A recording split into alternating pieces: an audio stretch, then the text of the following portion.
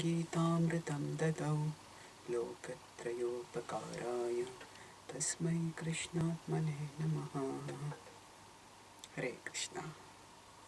Welcome back to our Bhagavad Gita discussion. Today we will discuss from 2.18 onwards. Yesterday we discussed 2.17 Avinashi Tadvidhi. Let us move to the next verse now.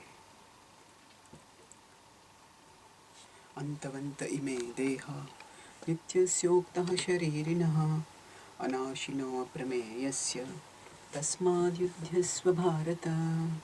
So, Antavanta ime deha. This deha, this body, ime deha, is antavanta. It is going to end. It's bound to end. Nityas uktaha sharirinaha. But that which is inside the body, sharirinaha. Earlier the word was used dehi, so now it is sharirinaha. That is nitya. Nityasoktaha sharirinaha. Anashino aprameyasya. So that is indestructible, anashino. And it is aprameyasya. It is immeasurable. Tasmad yudhyasva bharata. Tasmad yudhyasva bharata. So that means, what is the point? How does the preceding lead to the conclusion? Therefore, fight. Actually, the body is indestructible. The body is bound to be destroyed, but the soul is indestructible. So, therefore, as you know, you will not be able to save the body even if you avoid fighting, and you will not be able to destroy the soul even if you fight. So, therefore, that which is the essential nature, which is unchangeable, don't worry yourself, don't work yourself unnecessarily into a frenzy caused by anxiety based on thinking that you will be able to save the soul or you'll be able to save the body. You won't be. And don't think that you'll destroy the soul, because you won't. So both ways. So Prabhupada explains the purport that actually the antavantai me deha, the body may perish in one day immediately, or it may be after 100 years. It's a question of time only. There is no chance of maintaining it indefinitely. So all of us, we are born with a death sentence on our head.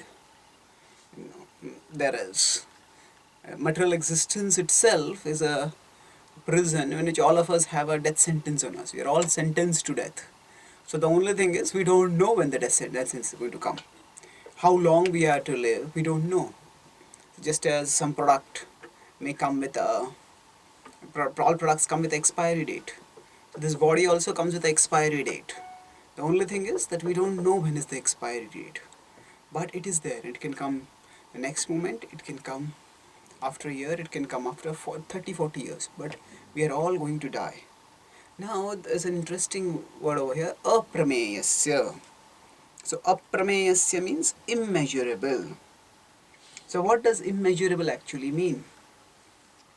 Now earlier Srila Prabhupada has quoted in the previous purport itself, that keshagra shatabhagasya, that actually there is the soul which is 1/10,000 of the tip of a hair. So now immediately after Prabhupada quotes that, the aprameyasya comes up over here. So aprameyasya essentially means that actually it is not subject to material measurement. So it's not material and it's not materially measurable. There are dimensions. So it does have dimensions, but those dimensions are not material, though they are spiritual dimensions, because the soul itself is spiritual. So aprameyasya here refers to, it is so small that it just can't be measured by our instruments of perception, and it's just immeasurable. So the immeasurableness is not just because of smallness. Definitely smallness is one factor, but along with that, it's because of its spiritual nature. So aprameyasya and tasmadidya. So now what is the relation of aprameyasya with the context of indestructibility? The point is that the aprameyasya, it is so imperishable, it's so small that even if Arjuna shoots arrows, hundreds of arrows at a person. Now we see in the Bhagavatam that Bhishma Pitama was lying on a bed of arrows. There were so many arrows that even a it is difficult to put a finger through those arrows. So you had so many arrows, but none of those arrows penetrated the soul. So it's continuing the point that the soul is so small that no weapons will be able to hit it. So aprameyasya. So the aprameya is given to further the point of indestructibility. We discussed in the previous verse 2.17 how yena sarvamidam tatam. So Ramacharya explains that the soul pervades everything. Soul is so subtle that its consciousness pervades everything, and actually nothing can destroy it. So the same point is being continued over here. The soul is indestructible. Now Krishna now gives a, so in one sense Krishna has given a call for action in the previous verse. So tasmad yudhyasva bharata. This small instruction will come again. So whenever scriptures scriptures can have multiple tones. Now when Krishna is speaking, say dehi nosmi nitha dehe, that verse was there. So that is more of educational. Krishna is saying, okay, inside the body there is a soul, and a wise person does not lament. So that means there is information over there, and there is also an indirect suggestion, an indirect instruction that you should also not lament, but that's not direct. So certain statements in scriptures are direct instructions. This is what you should do. So for example, na sato vidyate bhavo na bhavo vidyate sata. This is of the not eternal, there is no cessation. Of the temporary, there is no endurance. Now, there is no direct instruction in this. But tam sitiksha swabharata, therefore Arjuna tolerate. This is an instruction. 2.14 is instruction. Similarly, here 2.18 is tasmad yudhyasya bharata, is instruction. So instructional statements are most important for sadhakas.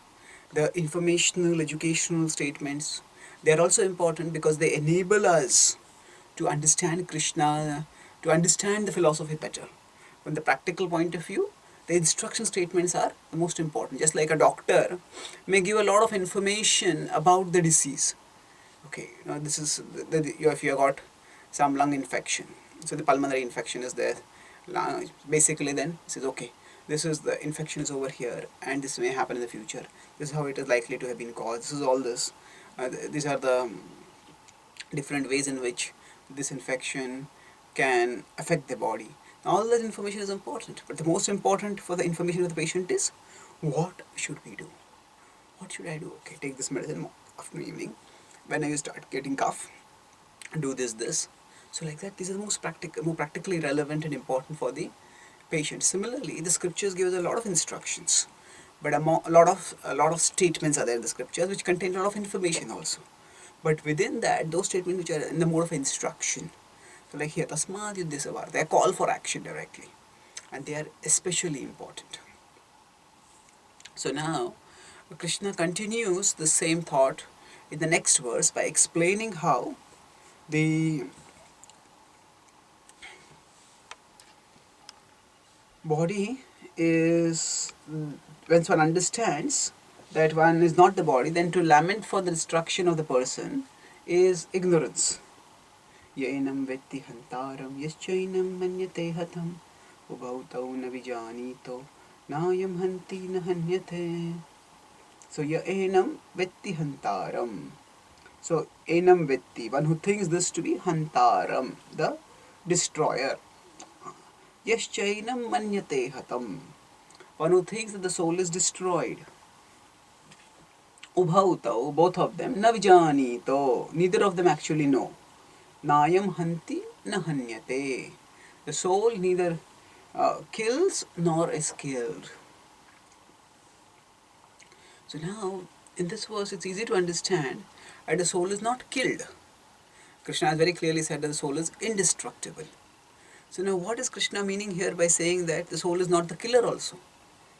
Obviously, it is Arjuna who is going to shoot the arrows, and when Arjuna shoots the arrows at his opponents, he is going to be the killer, isn't he? So actually, the statement has to be understood in context. The previous verse was saying that the body is perishable. So, because the body is perishable, the body is going to die by its own course. In the course of nature, the body's destruction cannot be avoided. So in that sense, when the soul and the body get separated at death, the point is that that sort of separation was unavoidable. And therefore, if somebody thinks I am the killer, then that is actually the kartaham iti manyate mentality. I am the doer. So, this we will discuss more when we come to 3.27 in the Bhagavad Gita, and further we'll discuss about karta in the 5th chapter. So, here it is not that anybody can kill anyone and say, actually, I am hanti na hanyate. No, I am not the killer, I am not, no one is killed because the Atma is eternal. No. Actually, Prabhupada will quote in a future verse that Mahim sarvabhuteshu. Actually, Mahim, the scriptures do tell us they do not commit violence. So here Krishna is talking about the overall pattern of material nature, that the body is perishable, its destruction cannot be avoided. And he's also talking about Kshatriya, Arjuna's Kshatriya duty. He cannot flinch from his duty. By flinching from his duty, he will not be able to change the course of nature. By the course of nature, people have to suffer and die. And one cannot change that by some adjustment, by some change, by dereliction of duty. One cannot do that. Therefore, why give up duty? So Krishna continues the further argument by elaborating more on the soul. Yes.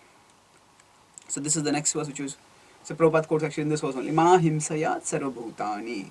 This verse is not a categorical license for killing indiscriminately. Not at all. So Prabhupada says, killing the body of anyone without authority is abominable, is punishable by the laws of the state as well as by the law of the Lord. Now, न जायते म्रियते वा कदाचिन् नायं भूत्वा भविता वा न भूयः अजो नित्यः शाश्वतोऽयं पुराणो न हन्यते हन्यमाने शरीरे. This is a well frequently quoted verse. Now, each of these lines has a significance. The most important in the context of Arjuna is na hanyate hanyamane sharire. When the body is destroyed, the soul is not destroyed. The soul, the part of this soul, the spiritual being, a part of Krishna, the spark of consciousness, that is na hanyate. So even when the body is destroyed, the soul is not destroyed. Now, further, na jayate mriyate va kadachin. The soul does not take birth, the soul does not die. What does it mean, na jayate mriyate? Actually, what do we mean when the soul is na jayate, it has no birth? And also the word that's used in the third line, in 20c, is ajo. Ajo is unborn. So unborn and not taking birth, they seem to be similar. And what is the point when we say, normally if we say that, okay, the child has not yet taken birth, that means we would say the child doesn't exist. Or it would mean that a child exists in the womb but has not taken birth.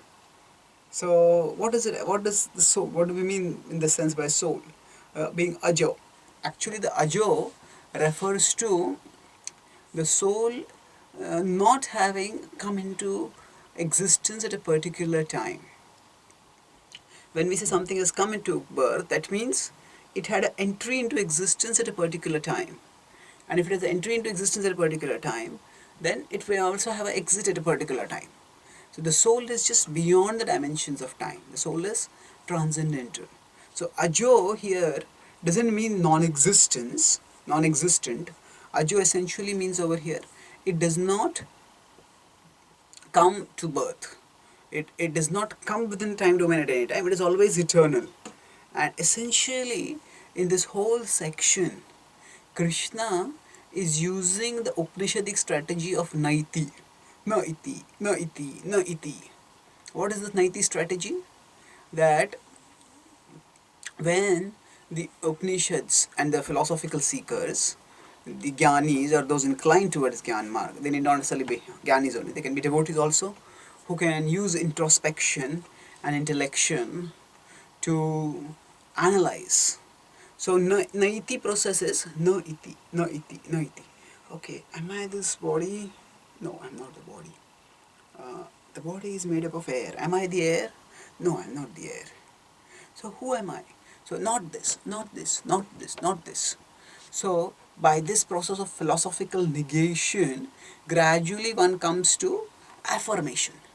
By negation of the material, we pave the way eventually for the affirmation of the spiritual.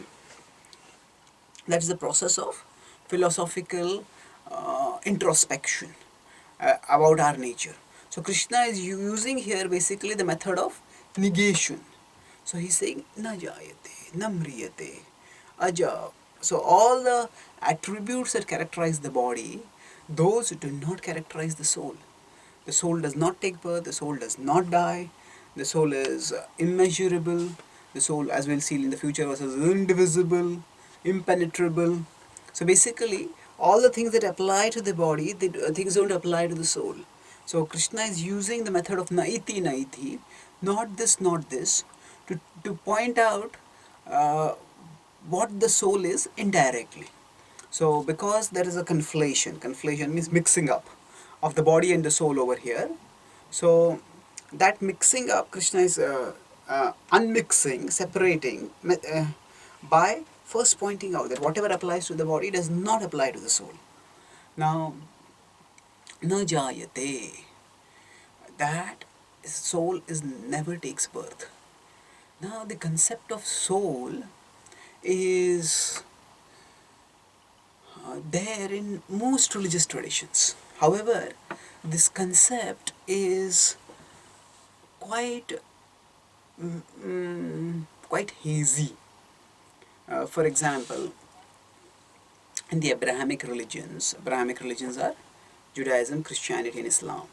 They talk about the soul, but when they talk about the soul, their talk is mostly they're almost as if referring to the soul, using the soul as a reference to, as a metaphorical reference to our non-material essence.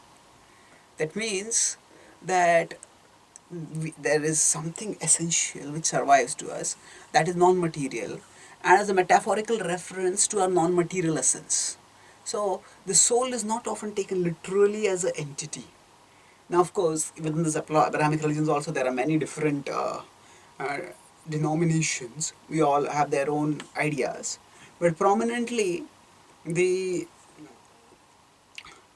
there's not much self-knowledge in these scriptures and in the overall tradition also. So the soul, the reference to the soul comes, but it comes more as a reference to our, as a metaphorical reference to our non-material essence. The Bhagavad Gita and the Vedic literature, on the other hand, they treat the soul as a ontological higher dimensional entity. Ontological means pertaining to the nature of existence, pertaining to reality as it is. So the soul is a literal higher dimensional entity. There is a thing called a soul. So of course it's not a thing, it's a conscious being, but the point is we can use thing to refer to beings also. It is not just some hazy conception, it's a actual being, it's actual object. So there the reference to the soul as a metaphor, as a metaphorically we can see that, for example, somebody say love God with all thy heart, all thy might, and all thy soul. So now when we say all thy soul, what are we referring to over here? Now actually there is, the heart gets its consciousness from the soul, the heart gets its emotions from the soul, the body gets energy from the soul. So when you put your, so love God with all thy soul, what is it referring to actually? Here the soul is being referred to in a metaphorical sense. So put your entire being, your essential being, put it all into you, right? So and we may also use this in our day-to-day language as devotees also. So the metaphoric, the use of the word soul in a metaphorical sense is not wrong. For example, when we say put your heart and soul in doing service. So now what do we mean over here? Put your heart and soul. So first of all, when you use this word, the heart itself, we are referring to metaphorically. Metaphorically means it's not that I have to take my heart out of my chest and put it in the service. No, here when we refer to the heart, we are not referring to the biological heart that beats and circulates blood all over the body. We are referring to the metaphorical heart, which is the seat of all emotions. So put your heart in doing service means that put all your emotions, do the service with your emotions. As Krishna will say, aham sarvasya pramatta sarvam pravartite iti matva bhajante mam buddha bhava samanvita with emotions. That's 10.8. And similarly in 15.19 also it says yoma meva samurjanati sa purushottama sa sarvavid bhajati mam sarvabhavena bharata sarvabhavena, with all emotions. So the heart refers to the seat of emotions, metaphorically, not the biological heart. Similarly, when we say put your heart and soul in doing service, the soul also refers to, metaphorically, as the seat of consciousness. So put your consciousness into it. Put your essential being into it. Put your everything into it. So we may also use the soul, the word soul sometimes in a metaphorical sense. So, for example, when we say, I put my soul, I put my soul into that project. So now, what does it mean? It's not that there was some project over there, I took the soul out of the body and put it over there. So here, so sometimes as devotees also we may use the word my soul. Now, philosophical point is, I am not the body, I am the soul. That is correct. But there are times, there are occasions when we can also use my soul. The reference to my soul we can use because it's a conventional usage, and it is our essential being or our entire being. We can, when we put into something, we can say, I put my soul into that. So that is with respect to the general understanding of the soul, concept of soul in various traditions. Now, we discussed earlier how the broad religious traditions in the world can be classified into two. There are the Abrahamic religions and there are dharmic religions. The Abrahamic religions, Judaism, Christianity, Islam, they are often history centered.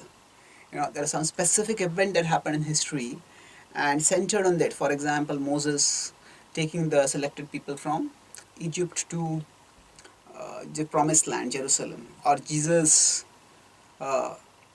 appearance and his resurrection, or Muhammad's coming.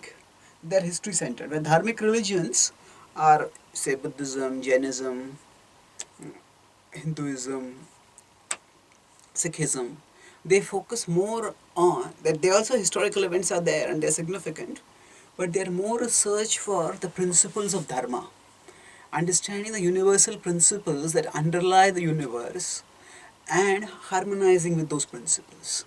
That's the focus of the dharmic religions. So now, in the dharmic religions, if we see, Buddhism has a peculiar conception. Their concept is there is reincarnation, but there is no soul. So, in a sense, if you consider that Christianity accepts soul but does not accept reincarnation, they consider there's only one life. We'll discuss that a little bit later. Whereas Buddhism accepts reincarnation without soul.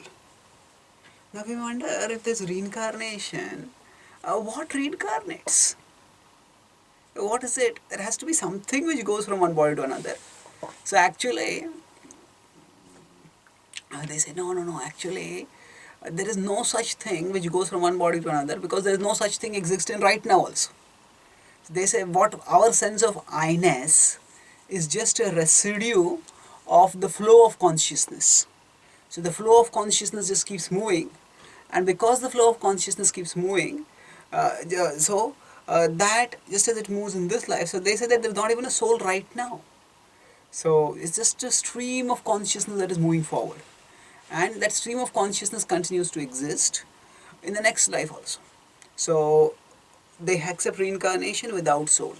Now, what is it that reincarnates? That is a question that has stymied Buddhist thinkers for millennia now. But essentially their idea is the soul, there is no such thing as soul. Anattavad, their philosophy is called as. Now there is amongst Buddhist scholars also a debate where Buddha actually taught like this. The Buddha, because he rejected the Vedic scriptures at that time, we had discussed earlier how because at that time meat eating was very prominent. So to stop people from meat eating, he said, can't you see that so many animals are being killed? How can you allow meat eating like this? He said, stop meat eating. He said, but the Vedas say this. He says, forget the Vedas. So what was the idea? Reject the Vedas, because people had misunderstood the Vedas, and they had reduced the broad Vedic program to a small, narrow program of material gratification with the justification of the Vedas. So he said, reject the Vedas. Now, without the Vedas, it is very difficult to know anything about the absolute truth very clearly. That's why when Buddha taught, his teachings were eminently practical. He did not go into metaphysics much. So, for example, at one time some person came and asked him, he says, are you a god? He said, no. Are you an angel? No. He says, are you the supreme? No. He says, like that, we asked, that person was trying to understand Buddha's identity. Who are you? So he said, I am awake. I am awake. That was all that he said. That time somebody asked him, is the soul different from the body or same as the body? So is the soul same as the body? He remained silent. Is the soul different from the body? He remained silent. And then finally that person got exasperated and went away. And one of his prominent disciples, Ananda, asked him, that, why did you not answer the question? He said, that person was asking questions based on the platform of ignorance. So either way, whatever I would speak, that would only reinforce the ignorance. So therefore, I decided not to answer. So Buddha mostly avoided metaphysical answers, metaphysical issues. He focused on morality. So Buddhism is basically like it is sattvic culture. That was it, right thought, right words, right action. So try to bring people to goodness so that eventually they can receive Vedic wisdom and attain transcendence. So it is in that sense a pre-theistic religion. Pre-theistic. So some people think that Buddhism is atheistic, but the explicit atheist rejection of God was not taught by Buddha. Buddha did not take rejection of God. He just thought, don't talk about God. Focus on morality. Focus on practical action for improving your behavior.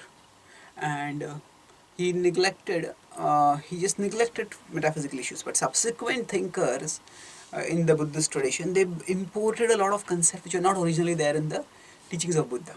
So one of them was atheism, and another of them was the rejection of the soul.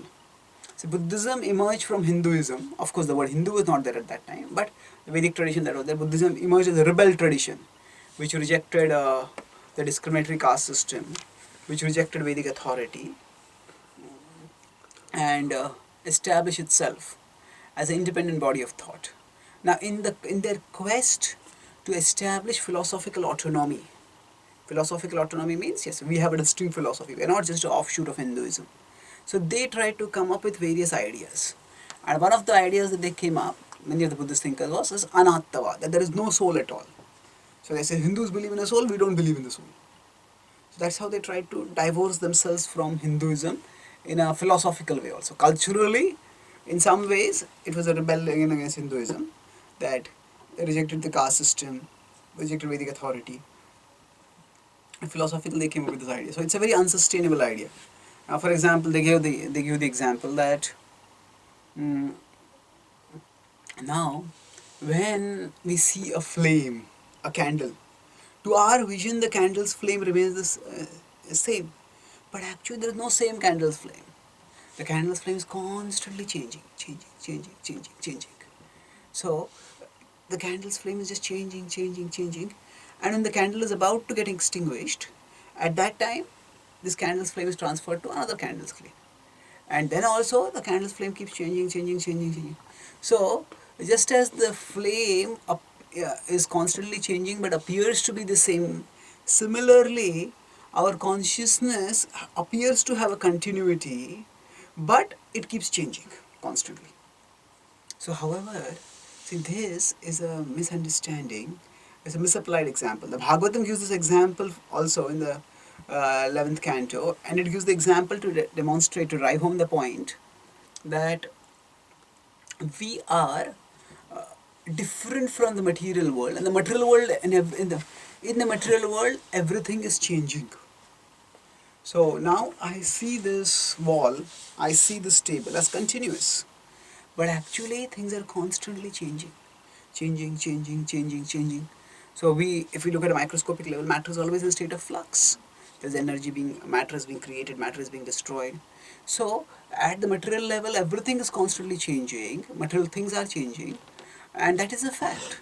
So there is change, but there is an illusion of continuity because of persistence of vision. Just like when a person is moving say a lighted candle or lighted torch, moves round and round and round at a fast speed, then it appears to arise as if there is a circle. Why? Because our eyes, whatever we see a few moments ago, that persists in our vision. And because of that persistence of vision, what we have seen earlier continues to stay there in the eyes. And that's how we perceive things. But perceive that as a circle of fire, not just one flame, one torch of fire. So similarly, because of persistence of vision, we see this material world as continuous. This is what Bhagavatam also says. But the important point is, taking one step backward, is that there is a continuous observer who sees things as continuous. So similarly, yes, when we talk about the soul, the mind and the body. So the soul's consciousness, when it expresses itself in the material world, it's constantly changing. But there is a seat of consciousness, there is the source of consciousness which is continuous. And that is very important to understand. That what is the difference between consciousness and soul? The soul is like the locus of consciousness. Locus means the center, focal point, the center, from which, so it is, we could say it is the root of consciousness, ROOT. Root, it is the root from which consciousness is coming out. So now, in the candle example, the candle is the source of the flame. But that is incorrect, because the body is not the source of consciousness. The soul is the source of consciousness, and the body, as being material, has no capacity to produce consciousness. The body is the soul of the body is simply the route through which the consciousness is being expressed in the world. So the material manifestations of consciousness are temporary, they are changing. So for example, our moods change. So what we thought, the kind of thought that we have, they keep changing. But I as the person remain the same. Now, in this way, when we think about it, there is, the body is changing, and when the consciousness is expressed to the body, that is also changing. But the person who is the observer, the person who is the source of consciousness, that person remains the same. So why are we discussing all this over here? We are discussing how there are various misconceptions that come up about the soul, and the Bhagavad Gita gives the clear conception. So in the Christian tradition, for example, they have the idea that the soul is semi-eternal. Now what do we mean by semi-eternal? Actually, the conception is, in the Christian tradition again, reincarnation was originally accepted. There are references to reincarnation in the Bible also. Not explicitly, but implicitly. So there are many prophets who are considered to be reincarnations of previous prophets. And similarly, Jesus talks about reincarnation. For example, there is a blind person, and Jesus asked the disciples, so okay, why is this person born blind? Is it because of this person's wrong misdeeds, or is it because of the parents' misdeeds? So then, when this discussion is going on between Jesus and disciples, so at that time, Jesus, in that particular case, says that actually neither. Actually, that person's blindness is meant to demonstrate the glory of God. And then he ensures that the blind person gets eyes. So now, the point over here is, Jesus does not reject the idea that that person could have done something wrong. And when would that person, now there are two possibilities. The two possibilities that are presented before Jesus is that that person did something wrong or the parents did something wrong. Now in that specific case, Jesus removed the blindness of the person. But is it that the blindness will be removed for everyone? No. So what Jesus demonstrated was an exceptional case of mercy. But what about the universal occurrences of blindness? What is the reason for that? So Jesus does not answer the question at a philosophical level over here. But what he does say is what he does not say is also important. Now he does not refute the idea that a child, the person could have been responsible.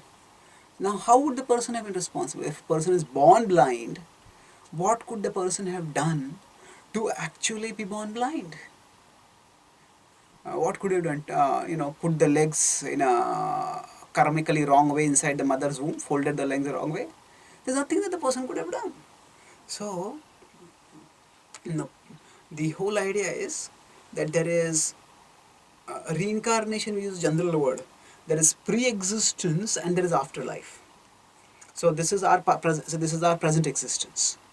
So reincarnation includes pre-existence and afterlife also.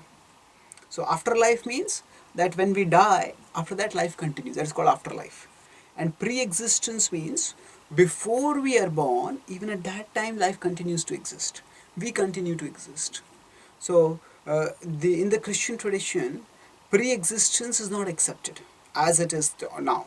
But as I said, Jesus does not reject outright the possibility that the person could have done something wrong. So when did the person do something wrong? That is in pre-existence. Pre-existence means in the life earlier to this life. So in that sense, certainly we can say reincarnation is not incompatible with the Christian tradition, with Christian wisdom, although it may not be accepted today. Satyaraj Prabhu, one of ISKCON's scholarly devotees, has written a book called The Reincarnation Controversy, in which he gives a detailed account of how the concept of reincarnation was banished from Christian beliefs during the rule of Constantine, and due to a complex web of theopolitics. Theopolitics means politics connected with religion. So basically, Christianity, after it was started, and at that time, the Roman Empire was ruling Europe as well as the parts of uh, Jerusalem, Israel. They had more or less their rule over there, and the parts where Jesus was born also. So Gethsemane and all those places. Now the Christians, they started preaching, and as they started preaching and spreading, many of them were persecuted by the Romans. However, around the 4th century, for first 2-3 centuries, many Christians were terribly persecuted. But by the 4th century, the Roman Empire itself collapsed. Collapsed not just because of external attacks, but collapsed because of internal decay. And then at that time, to bring back basic morality, the Roman Emperor adopted Christianity as the official religion. When he adopted Christianity as the official religion, it was a remarkable change in the fortunes of Christianity. After having survived for 4 years the persecuted religion, it certainly became the religion in power.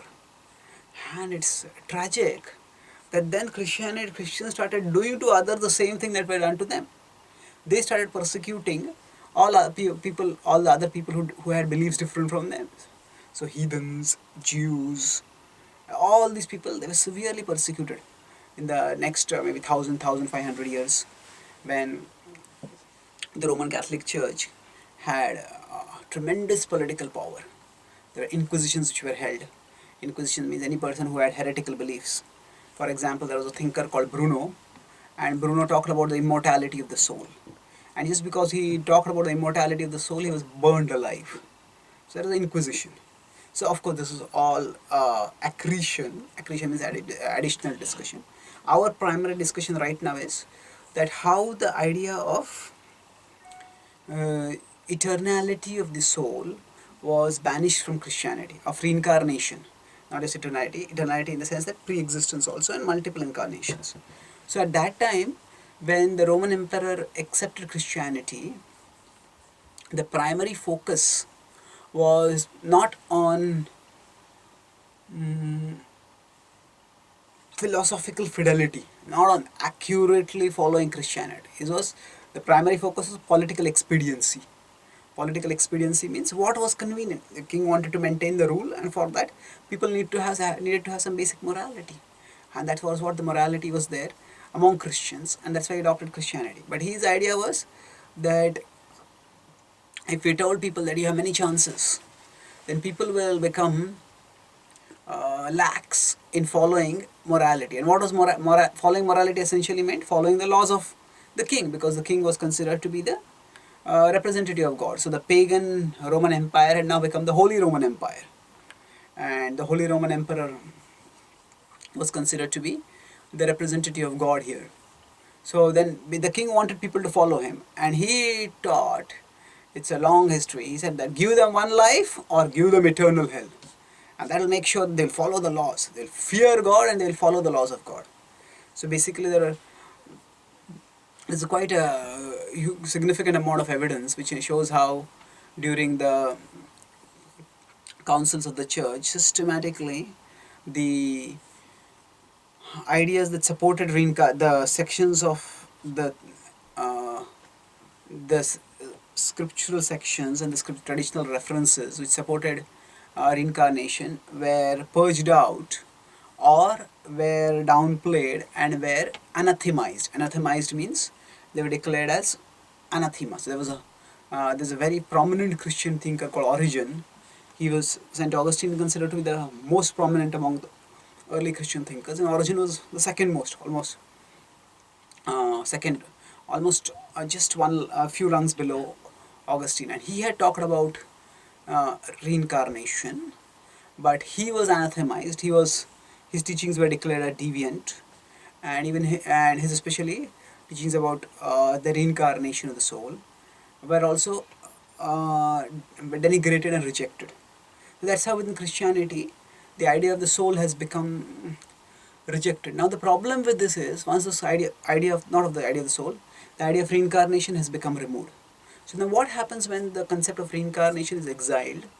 There are several serious issues that come up. For example, the inequities of this world can't be explained. Why this person is born blind and this person is born with eyes. There's no explanation for that. It just becomes arbitrary. Okay, this is the way things are and this is the way you have to accept them. So if we understand that there is a past life and people get the consequences for what they have done in the same life as well as in future lives, then we understand that it is we who are responsible for our choices, and by making better choices we can create a better future for ourselves. So accepting God's goodness becomes difficult when God is seen as partial and arbitrary. Some people is given eyes, some people are not given eyes. Why like this? It becomes very difficult to explain that. Some people are born in wealth, some people are born poor. Why? All such things become very, very difficult to explain. So when you're talking about the soul and the reincarnation of the soul, it's all very related. If there were a cricket match in which the team started, there's the two teams are starting the match, and one team, their score at the starting itself is 200, and the other team's score is 0. And you say, what is going on here? Why does this team have a score of 200? So now there are two possibilities. One is that the people who have organized the match, they only fix the match. They want this team to win, so they have given that team a score of 200. And the other possibility that scoreboard works by chance. So somehow, by chance, that scoreboard has come 200. So now, now both of these alternatives are very unsatisfactory. So so what does it mean? What we're talking about is, why is one person born blind? One person is born with eyes. One person is born in poverty. One person is born in wealth. So this is like one person is having 0 score, another is having a 200 score. So imagine now, if in our day-to-day life when we act, we don't act as if things work randomly. If a student studies, student gains knowledge, and then student gives the papers and gets marks. So the first idea is that a scoreboard is just working by chance. So then what will be the point of the game? Some batsman just the fast bowlers, then the batsman accurately swings and hits a sixer, and he finds that at the scoreboard the score becomes -6. What is the point of playing left like that? So even in something as recreational, we could say not as serious as real life, even in something as recreational as a sport, we understand that there is cause-effect connection. Okay, play this, and this will happen. Do this, this will happen. Now on the other hand, if we say in real life there is no correlation between what we do and what we get, then it's a doctrine of helplessness. No, I hit sixer after sixer after sixer, and just my score gets negative, negative, negative. Another person just defends the ball from hitting the stumps, and that person keeps scores keep increasing. That would be absurd. So we don't operate in life like this, and life doesn't work like this. So what we act, the results come to us accordingly. So the Vedic wisdom, so the idea that things are happening by chance in the world, some people are born wealthy, poor or blind because of just bad luck. That makes the doctrine of helplessness. On the other hand, the idea that there is a God who is biased, that's even worse. The idea that actually there is God who makes things go wrong. Why? So when that is asked, actually we can't know why. That is the idea. So it is the will of God, and we just have to accept the will of God. So all this makes things very complex. So all these ideas that there is a God, but God arbitrarily decides. Some people are born blind, some people are born with eyes, some people are born poor, some people are born wealthy. This makes God appear discriminatory. So it's like the team, the match organizer only giving extra marks to one team. Some people will say, oh, we cannot understand the will of God. Yes, that is fine. We cannot understand the will of God in specific situations, but there has to be some broad understanding of God. Otherwise, how will we develop love for God? If God is so arbitrary to do anything for anyone, how do we actually understand what God is, what God is doing, and how can we develop love for a person who acts in arbitrary ways? So, actually, when faced with these two alternatives, that everything happens by chance, there is no God in control, and God is in control, but God acts arbitrarily. It's both are unacceptable, but it becomes very difficult to stomach the idea of an arbitrary God. And many people, even if they have inclinations towards believing God, they prefer atheism uh, because yes, things are happening by chance. That's a much more intellectually acceptable alternative. So, which is actually correct? So, actually, there's a third alternative. It's possible that one team's score is 200, another team's score is 0. Why? Because this is the second innings. In a previous innings, the team has got a lead, and that lead is being reflected over here. So similarly, one person is born wealthy as compared to another person because that person has done something good in the previous life, and the past life karma is coming over to this life. So, yes, there is a controller. There is a controller. Things are not happening by chance, but the controller also doesn't act arbitrarily entirely. The controller acts based on an understanding. There are laws operating, and the controller is basically overseeing the operating of those laws. So the controller is not arbitrary. So we get what we deserve. According to what the way we act, we get the results.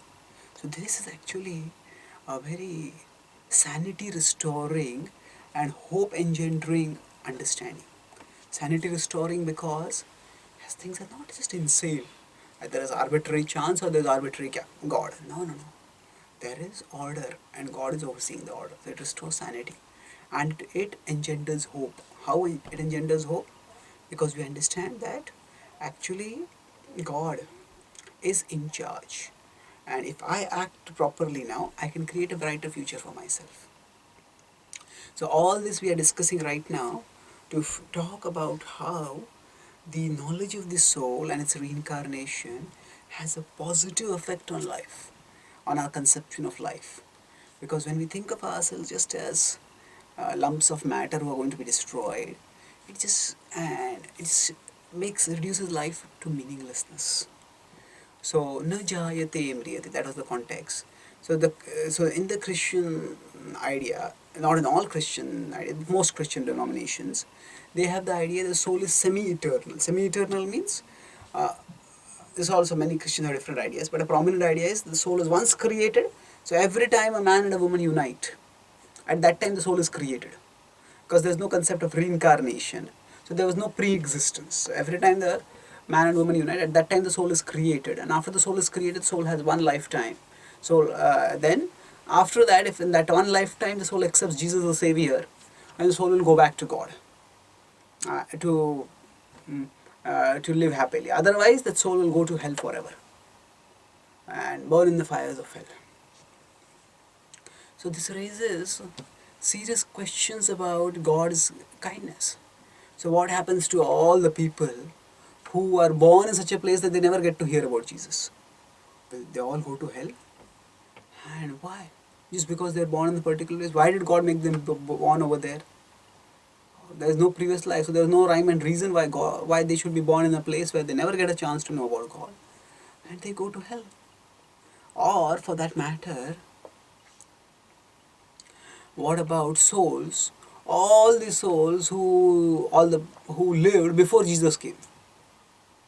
They never heard about Jesus because Jesus came after them. So how will they be delivered? So further, it raises questions. One time I was traveling in a train with a Christian. So this Christian started arguing that Jesus is the only way. I said, fine, if Jesus is the only way, then what happens to, we're discussing about meat eating, and so then the topic came up. I told how Prabhupada said, thou shalt not kill. So why do you kill animals? He says, actually that doesn't refer to human beings. I say, it's not said like that over there. It says some generic instruction, thou shalt not kill. So if you're concerned about killing, then why are you so concerned about animals? Why don't we talk about the stopping of the abortion? There are so many embryos babies that are being killed when they are unborn. So I said, oh, so you're against abortion? He said, yes, of course, it's murder. Okay. I said, now see, your idea is that the soul has to take birth and the soul has to accept Jesus as a savior, and then the soul will go back to it. Correct? That means Jesus is the only way, right? He said, yes. So then, what happens to the souls who are aborted? They never got an opportunity to come to know about Jesus. What will happen to them? Will they all go to hell? He says, no. Actually, they are unborn, so they are innocent. So they will all go back to Jesus. I said, okay. And what is the goal of life? He says, to go back to Jesus, to go back to God. It's okay. Now, if all those are aborted, they go back to God, then why not abort everyone? It's a sure shot way that everybody will go back to God. He says, no, how can you do that? That's murder. He says, no, what is the goal of life? The goal of life is to go back to God. Now, if we don't abort people, then they will take birth and they may not come to know about Jesus, or even if they come to know about Jesus, they may not surrender to Jesus. They may not accept Jesus as their savior. Then what will happen? They will go to hell. So if we abort people, then we are guaranteeing that they will go back to God. But if we don't abort them and let them take birth, then we are creating the risk that they will not go back to God and they will go to hell, in fact. So actually speaking, this idea of only one lifetime, it is filled with serious logical flaws. That God gives only one chance, and that also not a proper chance to everyone. That one chance you get. If you don't accept God, Jesus in this life, then you're going to go to hell forever. An ordinary parent gives the children more than one chance. So what to speak of the supreme parent who is supposed to be supremely compassionate? So this idea of ajaha means that the soul is eternal. So eternity normally we means no beginning and no end. But many Christian theologians have a different understanding of eternal. That eternity is no end. The soul has a beginning, but the soul has no end, which is a peculiar idea, but that's their idea. The soul has a beginning, but there is no end to the soul. So such ideas are refuted by the Bhagavad Gita's clear reference, ajaha. The soul is unborn. So further when Krishna says, is nayam bhutva bhavita va na bhuyaha. So what it indicates is, so Prabhupada translates this as the soul has not come into being, the soul does not come into being and will not come into being. What this essentially means it, that the soul exists beyond the time dimension. The concept of coming into being is used to refer to coming into the time dimension. The soul is never inside the time dimension, soul is beyond the time dimension always. Now after describing this, now there is some repetition, and Prabhupada explains that the repetition indicates the importance of the subject. So in order that the subject be clearly understood, some points are repeated. So the indestructibility of the soul is being repeated. And Prabhupada quotes a verse from the Katha Upanishad. which is remarkably similar. In fact, the last two lines are entirely similar. The first two lines are slightly different. Najayate mriyate va kadachin it was. Here it is va vipaschin. Now vipaschin refers to it has consciousness. Or it has a capacity to discriminate. Vipaschitaha will be a word that Krishna will use later on in the same chapter of the Bhagavad Gita, in the Siddha Pragya section. Now, Nayam Kutaschinna Bhuva Kashin. This is the only line that is different. So, this indicates that we have similar verses in the Bhagavad Gita which are similar to the verses that are given in the Upanishads. The soul is conscious. And Prabhupada also explained that the soul does not undergo the 6 changes. The body only undergoes changes. It is eternally youthful. And Prabhupada quoted a similar verse like the 2 birds analogy, that this is a famous analogy, as we know, that there are 2 birds. Anoraniyam mahato mahiyan atmas chantor nihito guhayam tamakratu pashyati vitashoka dhatu prasadan mahim anam atmana. So there are 2 birds. One bird is pecking at the fruits and when gets good fruits is happy, when gets bad fruits is miserable. The other bird is observing calmly. And the observing bird is super soul, the pecking bird, the eating bird is the soul. Soul is trying to enjoy through the body and is suffering at times. Whereas sometimes rejoicing, sometimes suffering, overall continuing on in the miserable material existence. The super soul is observing. If the soul just turns around and turns to the super soul and surrenders to the super soul, the soul can become free from all miseries. So this is talking about how the soul can regain its eternal nature, reinstate itself in the situation, in the life of eternity. Now, next verse, Veda vinashinam nityam yena majamavyayam katham sa purusha partha kam ghatayati hantikam. Veda vinashinam nityam. Veda avinashinam. Know that it is nityam. Avinashi and nitya. Yenam ajamavyayam. Same point as we talked about. This is unborn and imperishable. Katham sa purusha partha kam ghatayati hantikam. So this is a rhetorical way of continuing and repeating the point that was made in 19th verse, that the person neither kills nor is killed. So kam ghatayati hantikam. So who is the killer and who is the killed? The Atma is eternal, the body is destructible. So therefore, who is the killer of the indestructible soul? Nobody. The soul cannot be killed, so therefore there is no killer. And in this way, Krishna is emphatically driving home the point that the soul is eternal. So 2.13 introduced the concept of the soul as a specific being. And now, after talking about the soul as indestructible, then from the next verse onwards, Krishna will talk about how the soul continues to exist even in the next life. So he will drive home the indestructibility of the soul further, and then he will talk about the future, how the soul gets a next body. That we'll discuss in our future class. Thank you. Hare Krishna.